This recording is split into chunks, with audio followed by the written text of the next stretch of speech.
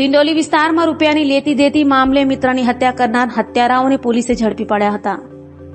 સુરતના ડિંડોલી વિસ્તારમાં ફરી હત્યાની ઘટના બની છે. સુરતના ડિંડોલી વિસ્તારમાં આવેલ શ્રી હરિનગર CR પાટીલ રોડ પાસે 23 વર્ષીય દેવીદાસ પાટીલ નામના યુવાનની મિત્રોએ જ રૂપિયાની લેતી દેતી મામલે હત્યા કરી હતી.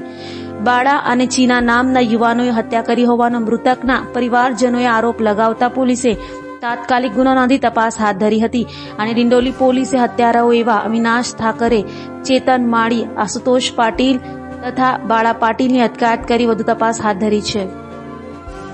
કાલે રાતના સમયમાં ડિંડોલી પોલીસ સ્ટેશન વિસ્તારમાં એક હત્યાનો બનાવ બન્યો હતો.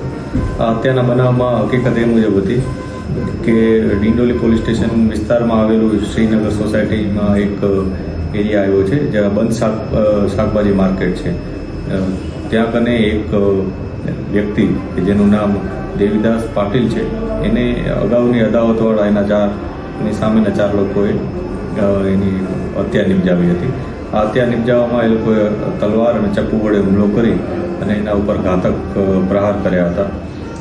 આ બનાવમાં આ બંને વચ્ચે અગાઉની એક અદાવત હતી જેમાં તેણે જે મરણ જનાર છે એને અગાઉ 10,000 રૂપિયા આપ્યા હતા આરોપીઓને, અને આરોપીઓએ એ 10,000 રૂપિયા વારંવાર માંગણી કરવા છતાં આરોપીઓ આપ્યા ન હતા અને આ બાબતની અદાવત તેઓ વચ્ચે ચાલુ જ હતી.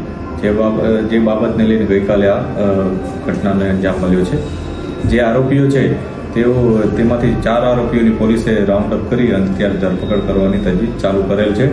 આ ઉપરાંત અન્ય કોઈ પણ આરોપીઓ આમાં હશે, ઇન્વેસ્ટિગેશન દરમિયાન સામે આવશે તો એને ઉપર પણ કાયદેસર કાર્યવાહી કરવામાં આવશે. જે ભોગ બનનાર છે એ વ્યક્તિ અગાઉ પણ ગુનાહિત ઇતિહાસ ધરાવતો હતો, જેમાં એણે પણ મારામારી, પ્રોહિબિશન વગેરે પ્રકારના ગુનાઓ એના ઉપર પણ દાખલ થયેલા હતા.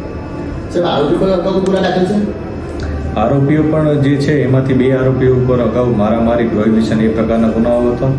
એ સાથે મરણ જનાર વ્યક્તિ ઉપર પણ આ પ્રકારના જ ગુનાઓ દાખલ થયેલા.